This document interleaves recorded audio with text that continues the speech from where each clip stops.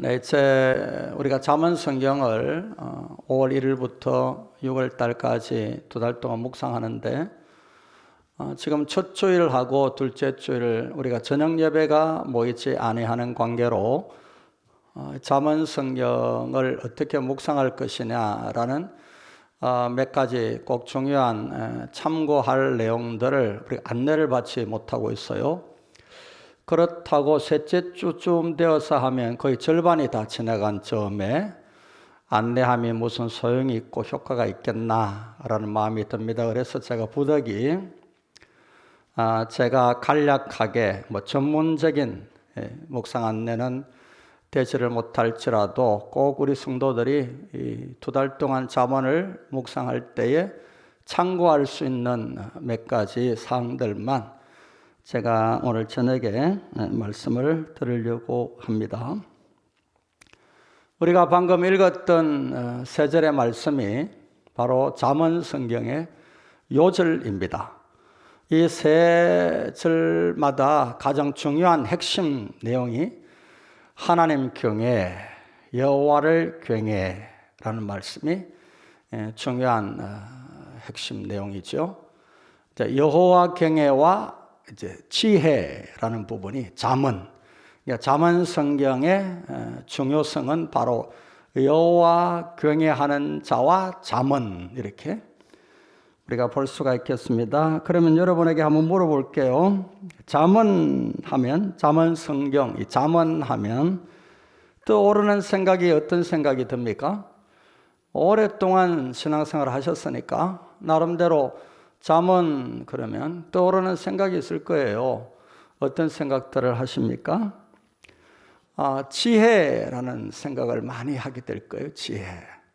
그러니까 이게 어떤 지혜냐? 잠언에서 말씀하고 있는 지혜가 과연 무엇이냐라는 것에 대하여서 우리가 잘 이해를 해야 되겠죠. 왜냐하면 우리가 성경을 이렇게 나눌 때에 시가 지혜서라고 하면 욥기, 시편, 잠언, 전도, 아가 이렇게 나누어요.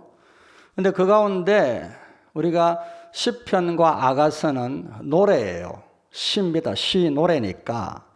그 이제 시가서, 시편, 잠언, 전도, 아가, 또 욥기까지 내용 중에서 또 두 권이 따로 떨어져요. 그러니까 시편의 내용이 아가서와 노래의 내용이다. 이렇게 시편과 아가서를 따로 떼어 놓으면 지혜를 말하는 말씀은 이제 욥, 시편, 전도서 그렇게 볼 수 있어요. 그런데 이 전도서 1장 18절 말씀에 보면 지혜에 대한 말씀이 이렇게 나와요. 지혜가 많으면 번뇌도 많으니 지식을 더하는 자는 근심을 더하느니라. 그렇게 말씀해요. 그러면 지혜를 많이 얻으려고 할 필요가 없겠네. 지식을 많이 가지려고 노력할 필요가 없잖아. 라는 저항이 생깁니다. 그렇기 때문에 이 지혜서라고 일컬어지는 욥기, 전도, 그리고 이 잠언 이 세 성경을 자세히 한번 살펴보아야 우리가 지혜라는 하나님의 백성됨의 지혜라는 부분을 충분히 이해하고 잠언을 묵상해 갈 수가 있어요. 그렇기 때문에 이 부분을 여러분이 오늘 저녁에 간략하게 이해하면 세부적으로 어떻게 해석하고 어떻게 묵상 적용할 것인가라는 부분을 자세하게 배우지를 않아도 많은 유익이 될 줄 압니다. 우리가 전도서 성경을 제 기억에는 오래되지 않았어요. 묵상하고 난 적이. 근데 제가 전도서 성경을 여러분에게 말씀드릴 때에 이 전도서 성경은 이제 비판적 지혜서다. 반항하는 지혜서다.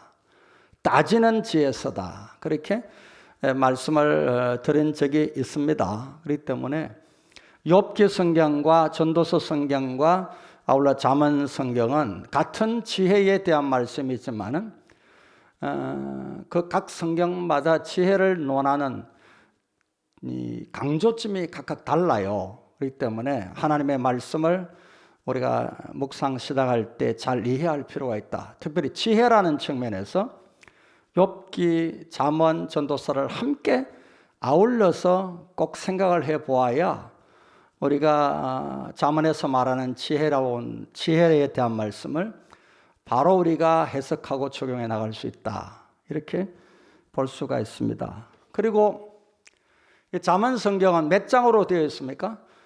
31장으로 되어 있습니다. 그래서 잠언이라고 말하면 매일마다 한 장씩 지혜로운 말씀을 읽으면 31일을 한 달로 치고 꼭 한 달 만에 매일마다 이 지혜로운 말씀을 묵상하면 좋겠다, 이런 생각도 가지는 예가 많이 있죠.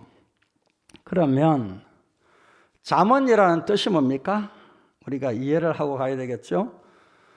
제가 장황하게 설명하기보다는 여러분이 가지고 있는 책, 매일 성경 책 가지고 오셨죠?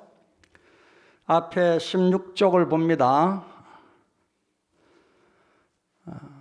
잠언의 뜻이라고 시작을 하고 있죠. 16쪽. 묵상 안내 참고 내용인데 찾았습니까? 같이 한번 읽겠습니다. 잠언의 뜻을 같이 읽습니다. 잠언은 찌르고 경계하며 타이르는 말들을 모은 선집이다. 일반적으로 아포리즘과 경구로 번역된다. 경구의 사전적인 뜻은 진리나 삶에 대한 느낌과 사상을 간결하고 날카롭게 표현한 말이다. 잠언과 동의어인 셈이다. 잠언은 히브리어 미슐레인데 이것은 히브리어 본문 1장 1절의 첫 글자다.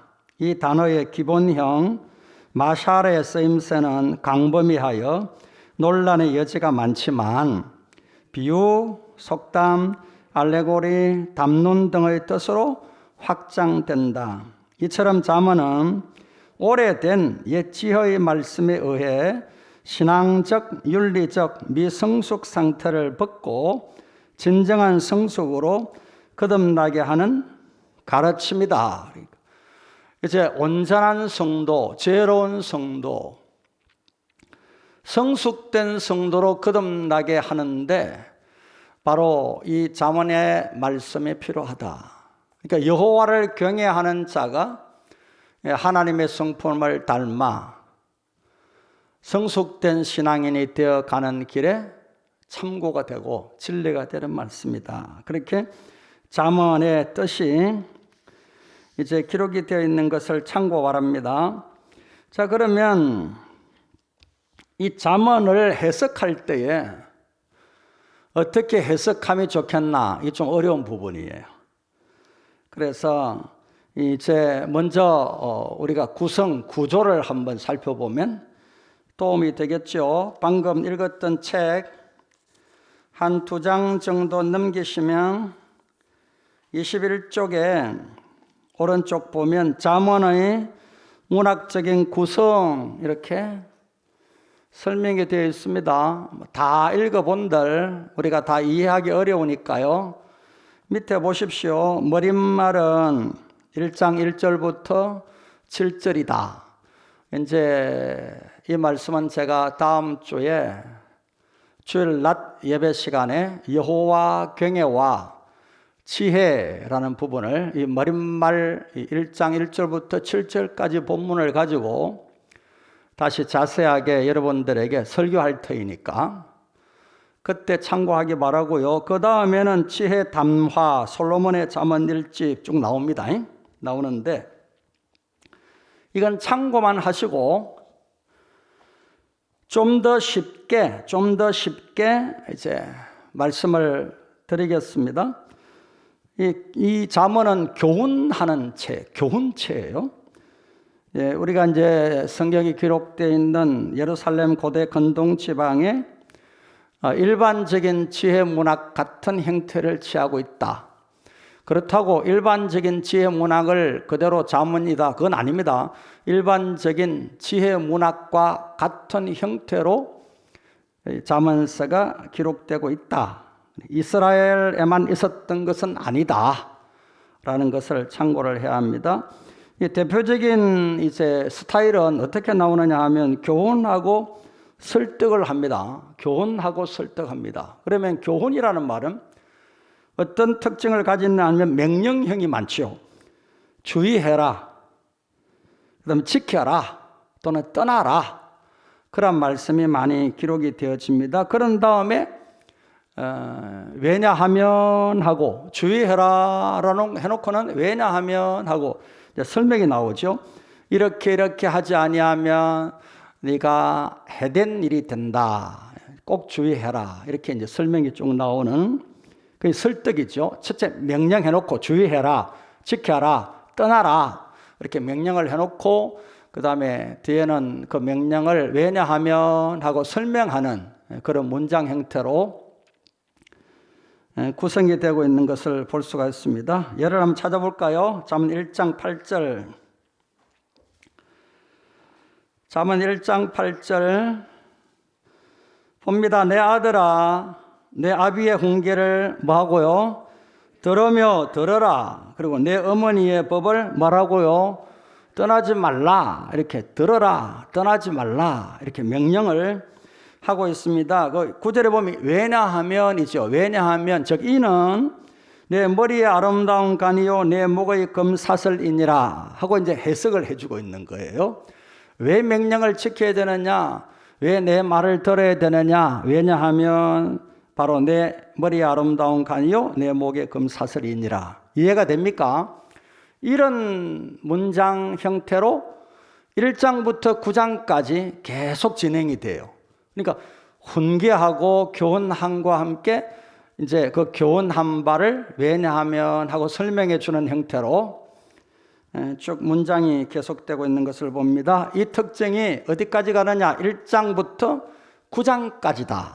이렇게 여러분이 이해를 하셔야 됩니다. 그러니까 내 아들아 이렇게 해라 라는 말씀이 계속 나와요. 꼭 한번 언더라인 해가지고 내 아들아 이렇게 해라 하고 명령하는 내용을 한번 읽어가시면서 한번 표시를 해놓으면 여러분이 이해하기가 쉬울 줄 압니다. 이런 스타일이 반복해서 등장되면서 설득을 하죠. 왜냐하면 하고 이걸 꼭 지켜야 이렇게 복을 받는다, 이렇게 건강한 삶을 산다, 이렇게 행복해진다 하고 이제 설득을 하는 과정입니다. 어쩌면은 집에서 아이들을 양육하고 가르치는 부모가 내 아들아, 내 딸아 이렇게 먼저 명령해놓고 훈계해놓고 왜 그렇게 내 말을 지켜야 되는지 알겠니? 그리고 이제 뒤에는 설명해주는 이유를 이야기해주는 이런 형태로 1장부터 9장까지가 똑같은 스타일로 진행이 되고 있는 것을 볼 수가 있습니다. 그러다 보면은 말이 좀 길어집니까? 짧습니까? 말이 좀 길어질 수밖에 없죠. 왜냐하면 명령해놓고 또 설득을 하고 또 훈계해놓고 또 설명을 하고 그러다 보니까 말이 조금 길고 짧게 끝나지 않는, 적어도 한 5절, 6절, 뭐 길게는 10절 이렇게 긴 문장들이 이루어지고 있는 것을 볼 수가 있습니다. 대신에 각 문단마다 내 아들아 하고 훈계하고 난 뒤에 그 다음에 설명을 왜냐하면 하고 난 뒤에는 그 한 문단은 아주 독립적으로 아주 쉽게 이해할 수 있을 정도로 딱딱 내용이 구분된다라는 그런 특징이 있어서 우리가 한 문단 한 문단을 묵상해 가기는 참 쉽다라고도 볼 수가 있겠습니다. 그래서 이런 문단들이 1장부터 9장까지 우리가 31장까지 내용을 보면 1장부터 9장까지가 방금 제가 설명드린 이러한 훈계 명령을 한 다음에 또 설득하는 이러한 문단으로 조금 내용이 길게 이렇게 독립적으로 내용을 이해하기 쉽게끔 성경이 전개되고 있다. 1장부터 9장까지입니다. 그런데 10장 들어서면 분위기가 완전히 달라집니다. 꼭 비유컨대 강의하는 어느 학자는 딴 동네에 온 것 같은 느낌이 든다. 그렇게 이야기할 정도로 완전히 1장부터 9장까지와 10장부터 그 남은 내용은 정확하게 말하면 29장까지로 보겠습니다.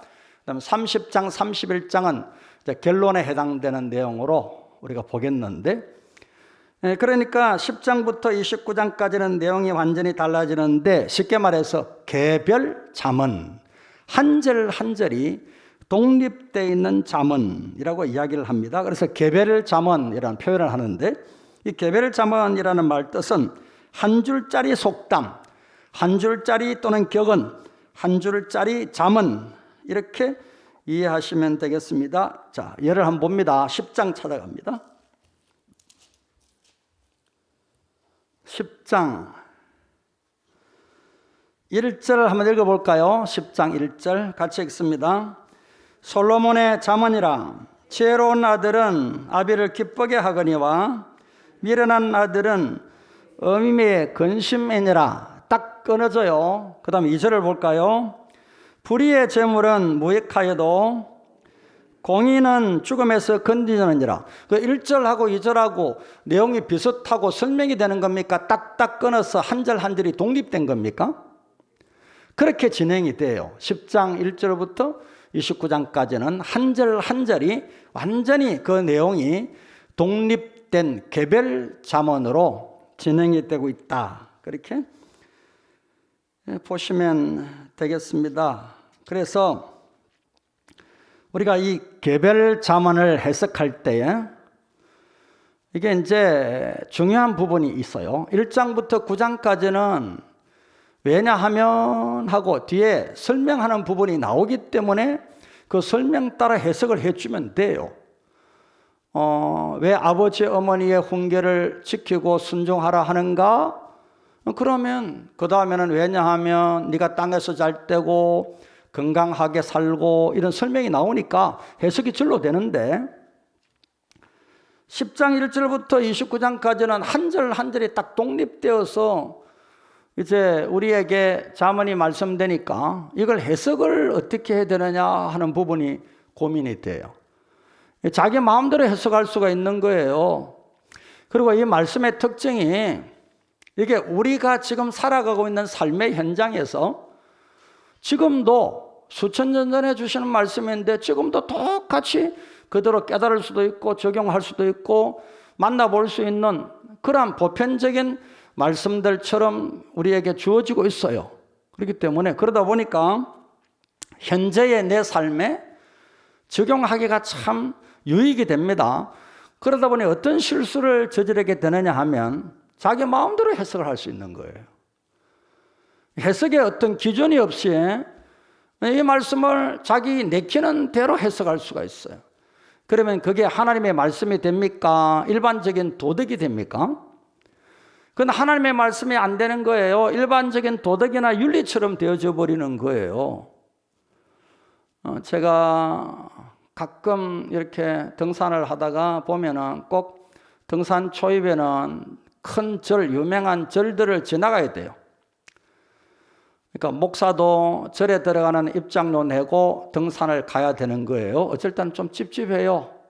산을 내가 등산하는데 왜 절에 입장비를 내고 들어가는가? 그건 그 산을 들어가는 입구가 절 소유기 때문에 입장비를 내야 된다는 거예요. 제가 한번 따졌더니. 그래서 이제 입장비를 내고 갑니다. 이제 절에 시주를 하는 거죠. 부처님에게 적선하고 이제 산을 등산하게 되는 거예요. 되는 건데. 여러분, 제가 왜 이야기를 하느냐 하면은 우리가 하나님의 말씀을 묵상할 때에 그렇듯이 그냥 일반적으로 도덕률이 많이 있단 말이죠. 그러면 제가 그곳을 지나다가 이렇게 불경 읽는 소리를 듣습니다. 들으면 가만히 한참을 듣고 지나가다 보면은 굉장히 공감이 돼요. 어떤 내용은 성경에 기록되어 있는 내용만큼이나 꽤 상당히 윤리적이고 지당한 그런 내용이 나와요. 자칫 잘못하면 아멘이라는 말이 버릇처럼 나올 수 있는 아멘이 버릇되어 있으니까 그런 내용까지 흘러나와요. 자, 무슨 내용이냐 하면 우리가 잠언 성경 10장부터 개별 잠언이라 일컬어지는 한 절 한 절을 읽어 나가다 보면 이게 하나님의 말씀인지 일반 도덕률인지 윤리적인 교훈이고 가르침인지 헷갈린단 말이에요. 그럴 때에 꼭 반드시 기억할 게 있습니다. 그건 뭐냐 하면 10장 1절부터 29장 또 31장까지의 말씀을 해석할 때에 반드시 해석의 기준을 어디서 잡아야 되느냐? 1장부터 9장까지. 무슨 말인지 알죠? 1장부터 9장까지의 말씀이 바로 기준이 되어야 돼요.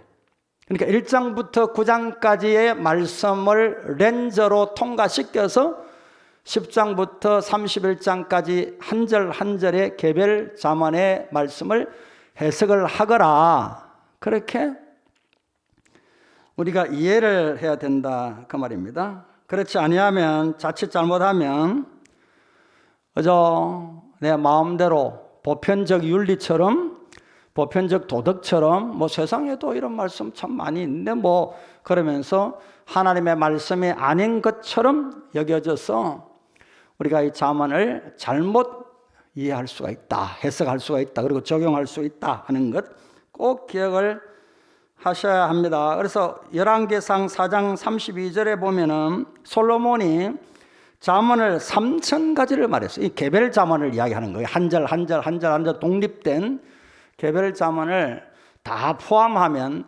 3,000가지나 자문을 이야기했고, 노래는 이제 1,005편이나 노래를 지었다. 그렇게 열왕기상 4장 32절에 말씀하고 있는 걸 보니까 우리가 자문에 나오는 모든 내용이 다 솔로몬의 자문은 아닙니다. 아니지만은 거의 대다수가 솔로몬의 자문이라 이렇게 시작을 하다 보니 솔로몬의 자문으로 우리가 알고 자문 성경을 묵상합니다. 묵상하는데 10장부터 반드시 31장까지에 나오는 개별 자문은 1장부터 9장까지에 나오는 이제 교훈하심과 교훈을 설명하고 있는 내용을 꼭 참고해서 내 마음대로 그냥 이 자문을 이해하고 보편적 일반적인 윤리 도덕으로 생각하는 위험에서 벗어나라라는 것이 주의점입니다. 그걸 꼭 기억하시는 묵상자가 되기를 바랍니다. 자, 그러면 우리가 이 자문 성경을 해석을 해 나갈 때 주의를 해야 될 부분이 몇 가지 있어요. 좀 어려운 내용이지만 제가 쉽게 설명을 한번 해볼게요. 이 자문 성경을 우리가 읽어 나가다 보면 이게 하나님 중심의 하나님의 주신 계시의 말씀인가, 아니면 인간 중심의 윤리와 도덕인가라는 이런 이제 특별히 그 개별 자문 같은 걸 읽어다 보면은 이런 내용을 많이 느낄 수가 있어요. 그러니까 해석할 때에 읽어 나갈 때 하나님이라는 하나님의 계시다, 하나님이 이렇게 말씀하셨다라고 말씀하시는 내용을 찾기가 매우 어려운 거예요. 허물을 덮어주는 것은 사랑이다. 그런데 그렇게만 하고 만단 말이에요. 하나님이 가라사대 여호와께서 말씀하시되 허물을 덮어주어라, 이것이 하나님의 사랑이다, 이렇게 말씀하지 않는단 말이에요. 그러다 보니까 이게 인간 중심성의 하나님 중심적인 말씀이 해석을 안 할 수가 있어요. 인간 중심의 해석을 할 수가 있다. 예를 들어서 이웃집에 자주 다니지 말아라. 그럼 이웃이 그걸 싫어한다. 그런다면 이게 일반적으로 우리 가운데 다들 이루어지는 이야기잖아요. 요즘 지금도 이웃집에 자주 다니지 말아라. 코로나19 걸린다. 뭐 그렇게도 적용하고 해석할 수도 있는 부분이거든요. 그러니까 이런 하나님 중심의 해석이 이제 사라지고 인간 중심의 해석이 될 수가 있는 부분이 참 많다라는 걸 해석할 때 좀 참고를 해보아야 되는 것입니다. 그래서 개별 자문에 들어가면 거의 뭐 우리들의 일상사 내용들이죠. 그래서 이야기 중심이 사람 중심으로 돌아가기 쉽기 때문에 이 자문의 말씀 한 절 한 절은 성령께서 자문을 기록하게 한 자의 마음을 감동하셔서 주시는 하나님의 말씀이다 라는 걸 잃어버리면 안 된다 그 말이에요. 무슨 뜻인지 아시겠죠?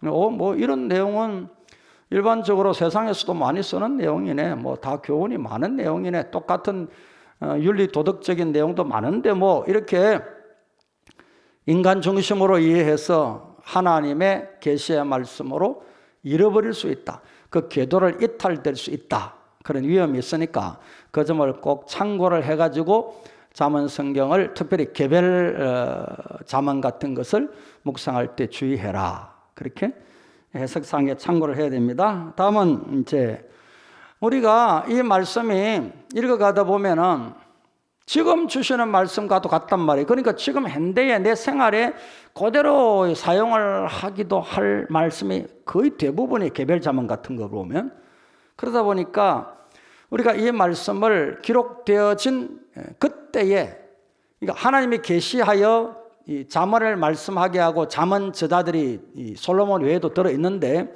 이들을 감동시켜서 말씀을 기록하게 한 그때 상황이 어떠했는가라는 것을 잃어버릴 수 있어요. 그래 되면 지금 뭐 다들 이렇게 하는 말들인데 뭐 격언이고 다른 속담에도 이런 내용들 많고 우리나라에도 옛날 어른들이 이런 교훈도 많이 했는데 뭐 그러면서 상황성을 잃어버릴 수 있어요. 반드시 우리가 개별 잠언 같은 말씀도 묵상할 때 하나님이 솔로몬에게 예를 들면 이 말씀을 하게 하셨을 때는 어떤 때인가? 우리가 시편 성경도 마찬가지잖아요. 이 시편이 기록될 당시 다윗은 기록자가 이 시편을 기록한 다윗 같은 이가 어떤 때 하나님이 이런 노래를 짓게 했을까 하고 역사적인 배경이 굉장히 중요하거든요. 그러니까 이렇듯 우리가 잠언 성경도 해석할 때에 뭐 그저 그런데 뭐 하고 지나갈 게 아니라 하나님이 솔로몬에게나 잠언을 기록하게 한 사람들에게 그때 주신 하나님의 말씀은 어떠했을까 하는 점을 꼭 한번 기억하시면서 그것을 잃어버리지 않고 말씀을 해석해내도록 이렇게 여러분의 마음이 항상 준비되기를 간절히 바랍니다. 그 다음 하나는 이 잠언 성경에 이제 인과보응, 권선징악, 이게 무슨 말입니까? 무슨 말입니까? 이해됩니까? 아유, 목사님, 우리가 그것도 모를까 봐요. 그런 입을 딱 닫고 대답을 안 하시는데, 권선징악. 뭐, 선한 사람은 착한 열매로 칭찬 듣고, 악한 일을 하는 사람은 반드시 하나님이 벌 받는다. 아니면 이 세상에서도 벌 받는다. 이런 내용들이 권선징악이고, 인과보응, 반드시 원인 따라 그 열매가, 결과가 생기는 것이다 라는 내용인데, 이런 권선징악이나 또는 인과보응의 이런 원리들, 그게 바로 신적 보응 원리에 대한 부분, 하나님이 악한 자는 어떻게 멸하시고 선한 자는 어떻게 칭찬하시고 복을 주시는가, 이걸 잘 이해를 할 필요가 있어요. 잠언 성경에서. 그렇기 때문에 우리는 잠언 성경만 떼놓고 지혜를 이야기하면 안 돼요. 전도서도 그다음에 욥기 성경까지 충분히 지혜서를 포함시켜서 말씀을 생각을 해야 돼요. 왜냐하면 전도서 같은 성경에 보면 다 헛되고 헛되다 그러잖아요. 그리고 만단 말이에요. 그러면 또 욥기 성경에는 욥이 처음부터 뭘 받습니까? 고난받아요. 그러니까 하나님 앞에 어렵다 인정이 된 욥이 고난을 받고 그 자신도 죽을 고생하고, 우리가 그만큼 고난받는 사람을 찾아보기 힘들 정도로 고난받거든요. 의인이 어떻게 이런 고난을 받는가? 그건 권선징악, 인과보응에 대한 말씀하러 완전히 거꾸로 가는 거예요. 그러니까 우리가 잠언 성경을 읽을 때에 착하게 살면 반드시 하나님의 복 주신다, 선한 일을 하면 반드시 좋은 열매를 맺는다, 이런 신적 보응 원리, 하나님이 그렇게 하신다, 이런 식으로 적용을 무조건 해버리게 되면 잠언 성경의 해석에 굉장히 큰 어려움이 있습니다. 특별히 지혜문학, 전도서나 욥기 성경에도 똑같은 지혜서인데 매우 어려움이 있다. 잠언은 조금 덜하는 부분이 있어요. 특별히 1장부터 9장까지는 그런 대로 하나님이 바로 신적 보호 원리를 나름대로 적용시키는 잠언이에요. 그런데 개별 잠언에 들어가면 그렇지를 않는 부분이 많거든요. 근데 여기에서 우리가 이제 함께 생각해야 될 부분은 우리의 마음에, 우리의 머리에 말씀을 생각할 때 착하게 살면 하나님의 복 주셔. 그래서 어려움을 겪는 사람 보면은 언뜻 드는 생각이 저 사람 뭐 죄 지은 게 있을까? 회개하지 않는 게 뭐 있는가? 이런 생각부터 하고 만단 말이에요. 그러니까 이렇게 우리가 태어날 때부터 타고난 학습이 돼 있거든요. 인과보응에 대한 것. 이걸 우리가 잘 생각을 하고 그렇게 그냥 자동으로 잠언 성경을 묵상할 때 바로 하나님은 착한 자에게는 복 주시고 악한 일을 한 자에게는 벌 주신다. 이런 인과보응의 원리를 적용시키면 곤란하다라는 점을 잠언 성경부터 욥기나 전도서에서 꼭 기억하실 것. 특별히 욥기 같은 데서는 친구들이 욥의 세 친구가 네 회개해라. 네가 뭔가 하나님 앞에 이렇게 큰 벌을 받을 만한 일을 했지 않니? 회개하면 하나님이 고칠 거야. 계속 두드리잖아요. 계속 토론하고 하잖아요. 근데 욥은 아니다. 나는 그런 일을 한 일 없다. 나는 애매하게 고난받는 거다 라고 버티다가 하나님이 결국은 그들에게 나타나셔서 욥의 교만을 구중하시고 세 친구의 잘못된 신관, 하나님에 대한 인과보응에 대한 잘못된 하나님에 대한 인식을 고쳐주잖아요. 그러니까 우리가 이 욥 시편 잠언 성경은 꼭 함께 이해를 해야 되고 특별히 개별 잠언 한 절 한 절 낱개로 주어지는 교훈은 인과보응의 원리를 무조건 적용시키는 오류를 범하면 안 된다. 잘못될 수 있다라는 주의를 해야 합니다. 성경에 인과보응에 대한 두 틀이 있어요. 여러분 이스라엘 백성을 제가 출애굽기 묵상을 했잖아요. 출애굽기 성경에서 이스라엘 백성을 애굽에서 구원하신 다음에 한 3개월여 홍해를 지나서 여행한 끝에 어디에 머물게 합니까? 하나님의 산 호렙에 머물게 해요. 그리고 그 앞에 그 아래에 이스라엘 백성은 장막치게 하고 이스라엘 백성들을 대신하여 하나님이 말씀하시니까 이스라엘 백성이 두려워서 떨면서 여호와 하나님이 직접 우리에게 말씀하시면 우리가 다 죽을까 합니다. 그러므로 우리의 대표인 모세에게 말씀하시고 모세가 말씀을 받아 우리에게 전하면 우리가 하나님의 말씀으로 듣겠습니다. 순종하겠습니다. 그래서 모세가 하나님의 산 호렙에 올라가서 40주야를 금식하고 하나님의 말씀 법을 받습니다. 이게 뭡니까? 율법입니다. 율법.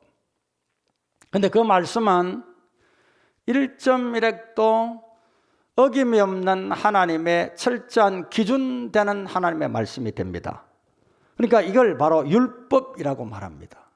그래서 성경 말씀에 보면 이 말씀대로 지키면 너희 후손이 대대손손 천대까지 복을 받고 이 말씀을 어기면 반드시 하나님이 저주하시고 징계하신다 라고 말씀하셨죠. 근데 그 말씀은 인과응보에 대한 하나의 기준이 되는 말씀입니다. 불변의 진리가 되는 말씀이다 라는 것을 우리가 기억을 해야 합니다. 그래서 율법, 시내산 율법은 바로 변함이 없는 인과응보의 기준이 되는 말씀이다 라고 우리가 이해를 해야 되고요. 둘째는 지혜서인데 잠언, 전도, 다음에 욥기 이런 성경을 보면 그게 흐트러져요. 그게 흐트러져요. 자, 욥은 하나님이 인정하는 의인이었습니다. 사탄이 왔을 때도 야, 네 사탄, 네 온 세상을 돌아다니면서 하나님을 욥만큼 경외하고 의로운 자를 받느냐? 그러면서 하나님이 자랑하기까지 한 의인인데 고난 받습니까? 안 받습니까? 죽을 정도로 고난 받습니다. 죽도록 고난 받아요. 그러면 이게 하나님의 율법을 적용해 볼 때에 욥에게 적용이 되는 무조건 적용시켜야 되는 말씀이 되느냐? 아니더라는 거예요. 이런 부분에서 우리가 전도서 역시 마찬가지입니다. 다음에 잠언 성경에도 일부가 그런 내용이 많이 나옵니다. 이걸 주의해서 하나님의 뜻이 무엇인지를 우리가 잘 복합적으로 깊이 묵상하는 지혜가 필요하다. 단순 무식하게 그냥 하나님의 말씀이 이랬으니까 벌 주시는 하나님이야, 이렇게 말씀하시니까 무조건 복주, 이렇게 인과응보의 말씀을 잠언 성경 그대로 지키는 것은 곤란하다. 예를 듭니다. 잠언 15장 16절 한번 볼래요? 잠언 16장 이런 말씀이 많이 나오는데 그 중에 한 절만 봅니다. 잠언 15장 16절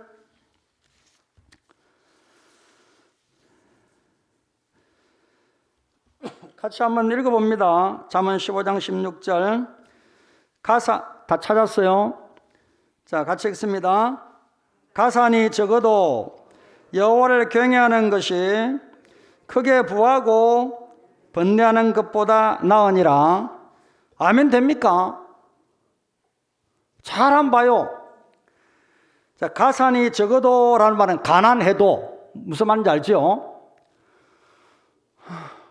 말일만 되면 일요일날 이제 카드 쓴 거 채워 넣으려고 저도 매달마다 일요일 앞에 되면 전전긍긍합니다. 계산 맞추느라고. 가산이 적기 때문에 그런 거예요. 통장에 한 1억쯤 잔고 있으면 그런 걱정할까요, 안 할까요? 전혀 안 하죠. 전혀 안 하죠. 가산이 적다 보니까 걱정을 하는 거예요. 그런데 제가 여호와를 경외합니까, 안 합니까? 여러분들 대표로 여호와를 경외하는 목사입니다. 그 점에서는 누구 못지않게 하나님 앞에 감사하고 있습니다. 그런데 가산이 적어요. 근데 봅니다. 뒤에 나오는 말씀이 크게 부하고 통장에 적어도 한 1억 정도는 언제나 넉넉하게 있고 번뇌하는 사람이 있습니다.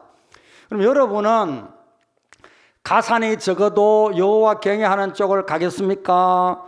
통장에 1억 이상이 항상 넉넉하게 있어 부자가 되고 조금 번뇌하고 고민하면서 살아가는 쪽으로 하겠습니까? 손들어 한번 물어보라. 여러분, 이 세상에 사는 많은 사람들은 번뇌하지 않는 사람이 있어요, 없어요? 여러분, 염려 근심 없는 사람이 없어요. 우리 찬송가에도 성경에도 다 나와 있어요. 이왕에 이 땅에 살아가는 것은 다 염려 근심이라. 그러니까 차라리 번뇌가 많더라도 통장에 늘 항상 1억 정도, 한 5억 정도, 그 정도로 넉넉하게, 현금이 통장에 한 1억에서 5억 정도 있을 정도면은 적어도 부동산은 한 10억, 20억은 될 테니까 그냥 그 정도로 부하면서 이왕에 세상 살아가는데 자식 걱정 안 하는 사람 어디 있고, 부부간에 갈등 없는 사람 어디 있고, 그 다음에 이웃간에 서로 간에 속이고 속는 번뇌 없는 사람 어디 있노? 그러니까 그렇게 번뇌하면서 부자가 낫지, 차라리. 예. 통장에 맨날 매달 1일만 되면 카드 쓴 거 메꾸느라고 전전긍긍하고 끙끙 앓으면서 하나님 아무리 열심히 경외해본들 세상에서는 차라리 돈 많고 부자고 번뇌가 좀 있는 게 안 낫나? 그러잖아요, 여러분. 여러분, 그러잖아요. 맞아요, 틀려요? 이 말씀을 아멘 하고 기쁘게 받을 수 있습니까? 그러면 가산이 적어 가난하면서 여호와를 경외하는 자가 되어야 되는데, 여러분 안 그러잖아요. 기도할 때마다 어떻든 가산을 좀 많이 부풀려 주시고 부자 되게 해주시고 건강하고 잘 살게 해주시고 그런 기도 합니까, 안 합니까? 다 하시잖아요. 그러니까 이 말씀을 우리가 생각할 때 잠언 성경 개별 잠언 한 절 한 절을 묵상할 때 묵상을 잘 하셔야 된다니까. 그냥 이 15장 16절을 아멘 할렐루야 하다는 큰일 나요. 그럼 하나님 잘 섬기게 하면서 가난하게 하나님이 하시는 것도 아멘 되더냐 라는 겁니다. 여러분 표정을 보니까 아주 뚱한 표정이신 것 같은데 말씀이 이해가 안 됩니까? 제가 설명해 드리는 것이 이해가 안 됩니까? 이해가 되지요. 그러니까 잠언 성경을 묵상할 때 10장 이후에 한 절 한 절 개별 잠언을 묵상할 때는 이걸 꼭 참고해서 여러분 묵상해라 그 말이에요. 무조건 아멘 하면 곤란하다. 그러니까 인과응보에 대한 하나님의 뜻에 대하여 무조건 여호와 잘 섬기면 뭐라고요? 하나님이 부자 되게 하신다. 이게 아니더라는 거예요. 그러니까 이 말씀은 우리가 잘 헤아려서 묵상하면서 우리 삶에 적용을 해보라라는 겁니다. 그렇다면 이게 하나님 말씀 아닙니까? 하나님 말씀이거든. 가난하게 하심도, 부하게 하심도, 건강하게 하심도, 또 연약하게 하심도, 치료하여 주심도, 병들게 하심도, 죽게 하심도, 살게 하심도. 제가 늘 고백하는, 이 강단에서 여러분 앞에 기도할 때마다 늘 고백하는, 기도할 때마다 빼지 않고 고백하는 기도가, 나를 살게도 하시고 죽이시기도 하시는 하나님, 나를 부하게도 하시는 하나님, 가난하게도 하시는 하나님, 나를 병들게도 하시는 하나님, 건강하게도 하시는 하나님, 내가 오직 여호와 하나님을 믿습니다. 하나님의 뜻을 묵상하고 순종하기를 바랄 뿐입니다. 내 뜻대로 마시고 우리 주님처럼 아버지의 뜻이 이루어지기를 바랍니다 라는 기도를 빼지 않고 기도할 때마다 드리거든요. 그렇기 때문에 그런 기도를 드리는 입장에서는 이 개별 자문을 읽어가다 보면 부딪히는 부분이 많더라 그 말입니다. 그러니까 인과응보에 대한 하나님에 대한 말씀을, 자문을, 지혜를 달라고 기도할 때 잘 헤아려서 무조건 아멘 하면서 묵상할 게 아니라 조금 헤아려서 하나님의 뜻을 분별하면서 우리가 전도서에 가서 이제는 비판적 지혜자가 되고, 욥기 성경까지 가면 이제는 고난이 와도 내가 하나님 앞에 어렵게 삽니다 라고 고백하는 온전한 성숙된 하나님의 사람이 되는 길로 인도합니다. 그래서 잠언 다음에 전도서, 그 다음에 욥기서입니다. 예, 성경학자들이 그렇게 이해를 합니다. 그래서 지혜서를 크게 나오면 잠언은 지혜의 기본입니다. 아주 어린 나이 같은 기본적 지혜를 잠언이라 그렇게 말할 수 있겠습니다. 일반적인 지혜에 대한 말씀이죠. 그러니까 기본적으로 우리가 이 세상에서 실천하고 인식하고 깨닫고 묵상할 수 있는 아주 기초적인 지혜를 잠언이다, 잠언 성경에서 여러분 찾기를 바라고, 두 번째 전도서 성경은 비판적 지혜서입니다. 지혜의 중급이다, 조금 더 지혜로운 자의 말씀이다. 그래서 여러분 전도서를 한번 찾아볼래요? 잠언 전도서 저 끝에 전도서 12장 13절, 전도서 12장 13절 같이 읽습니다. 일의 결국을 다 들었으니 하나님을 경외하고 그의 명령들을 지킬지어다. 이것이 모든 사람의 본분이니라. 그렇게 말씀했죠. 일의 결국을 다 듣고 난 다음에 그랬습니다. 그러면 전도서 1장 말씀을 찾아봅니다. 1장 2절, 1절, 2절부터 제가 읽어봅니다. 다윗의 아들 예루살렘 왕 전도자의 말씀이라. 솔로몬이에요. 전도자가 이르되 뭐라 그래요? 헛되고 헛되며 헛되고 헛되니 모든 것이 헛되도다. 해 아래서 수고하는 모든 수고가 사람에게 무엇이 유익한고, 한 세대는 가고 한 세대는 오되 땅은 영원히 있도다. 그러면서 만물이, 8절에는 모든 만물이 피곤하다는 것을 사람이 말로 다 말할 수 없나니 눈은 보아도 족함이 없고 귀는 들어도 가득 차지 아니하도다. 헛되고 헛되다 그런단 말이에요. 그런데 헛되고 헛된 인생을 이야기를 하다가 마지막에 가서 이 일의 결국을, 인생이 헛된 삶을 산다라고 내가 많이 논하고 이야기를 했는데, 이 일의 결국을 여러분이 다 들었나? 들었다면 이제 한 가지 남은 것이 있나니 여호와를 경외하며 그 명령을 지켜라. 이것이 모든 사람의 본분이다. 그렇게 말씀한단 말이에요. 그러니까 이 전도서 성경은 잠언 성경 기본적인 기초적인 지혜를 배운 이들이 그 다음 읽어야 될 성경이 전도서입니다. 어떤 면에서는 내 아들아 내 딸아 라는 말씀이 있다 보니까, 내 아들아 라면 그 아들은 누굽니까? 젊은이죠. 젊은이들이여, 내 아들이여, 내 딸들이여 하고 부모가 교훈한 말씀이 바로 기초적인 잠언, 지혜인 잠언 성경이고, 그 다음에 일의 결국을 다 들었나니 헛되고 헛된데 하나님 경외하는 것이 인간의 본분이다. 그건 젊은이가 하는 말입니까? 나이 연세 많으신 분이 하는 말입니까? 연세 많은 어른이 하는 말이거든. 그러니까 이건 지혜자의 중급에 해당된다. 그런데 잠언이나 전도서나 모두가 인간에 대한 지혜에 대한 내용입니다. 그게 뭐 초급이든 중급이든 간에. 그러나 욥기 성경에 딱 들어가면 여러분, 하나님이 사단에게 욥만큼 나를 경외하는 자가 어디 있니 네가 아느냐 그러면서 사단에게까지 하나님이 자랑했던 욥인데 욥이 고난받습니다. 자녀들도 다 죽고 자기 온 몸도 악창이 나고 그런 무더기에서 잿더미에서 온 몸을 기왓장으로 끌고 해도 시원함도 없고 아내는 저주하고 하나님 저주하고 당신 죽어라 하고 떠나버리고 분지박산이 다 돼버렸습니다. 남들이 보면 그래서 친구들이 세계 곳곳에서 와가지고 너 하나님 앞에 회개해라. 너처럼 고난받는 자가 없다. 네가 하나님 앞에 어렵다 하지만 이처럼 고난받는 사람이 세상에 또 어딨노. 그러므로 네가 하나님 앞에 빨리 회개하고 옛날로 돌아가라. 그런데 욥은 그러하지 않다. 내가 하나님 앞에 있도록 범죄함으로 인과응보를 받을 만한 일은 하지 않았다. 그러면서 자기의 의로움을 굽히지 않잖아요.